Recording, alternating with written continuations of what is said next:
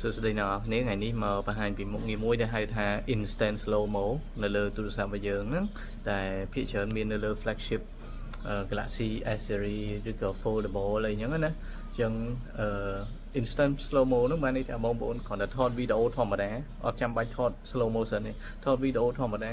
វីដេអូ download ក៏បានដែរយកមកយើងអាចធ្វើទៅជា slow motion បានយ៉ាងងាយស្រួលជាមួយ AI ហើយមុខងារហ្នឹងដូចជាមាននៅលើ A56 ដែរឥឡូវណាឥឡូវខ្ញុំបង្ហាញមួយនៅលើ S25 Ultra ដែលខ្ញុំ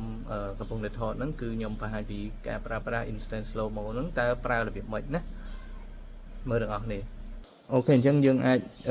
ជាដំបូងយើងអាចរកវីដេអូណាមួយវីដេអូណាក៏បានដែរវីដេអូធម្មតាមកយើងចុចឧទាហរណ៍ថាឥឡូវខ្ញុំយកវីដេអូនេះមួយចុះឥឡូវវីដេអូធម្មតាវាអញ្ចឹងណាចាំមើលវាវិលអញ្ចឹងណាអូខេអញ្ចឹងខ្ញុំចង់ធ្វើវីដេអូហ្នឹងវា slow mo ខ្ញុំគ្រាន់តែចុចសកត់លើអេក្រង់ឲ្យជាប់ទៅចាំមើលខ្ញុំធ្វើម្ដងទៀតណាអូខេអញ្ចឹងខ្ញុំចុចសកត់ឲ្យជាប់ឥឡូវវាកំពុងតែ slow mo បងប្អូនឃើញទេវាកំពុងតែ slow mo ឲ្យយើងហើយយើងអាច save វានឹងបានឥឡូវខ្ញុំរកវីដេអូផ្សេងមួយទៀតដើម្បីងាយស្រួលឲ្យបងប្អូនមើលឧទាហរណ៍ដែលងាយស្រួលមើលអូខេចាំមើលខ្ញុំមើលវីដេអូនេះបាទណាអូឥឡូវខ្ញុំម្ដងទៀតសុំខ្ញុំទៅម្ដងទៀតណាបាទអូខេស្កត់ឲ្យជាប់ចាំមើលឃើញហើយ slow mo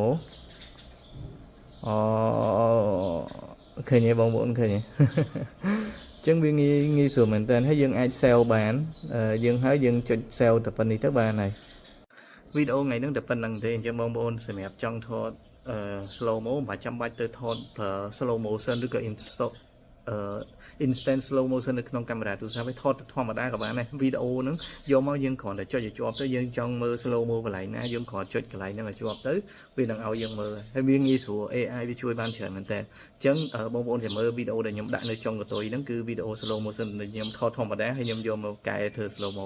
បាទបាយអ្នកនរគ្នាអាចសាកល្បងបាននៅក្នុងទូរស័ព្ទរបស់អ្នកនរគ្នាបើសិនជាបងប្អូនទាំងអស់គ្នាប្រើប្រាស់ Galaxy device flagship ឬក៏ A56 អញ្ចឹងណាបាទជំរាបលាអរគុណជួបគ្នាក្នុងវីដេអូក្រោយបាយបាយ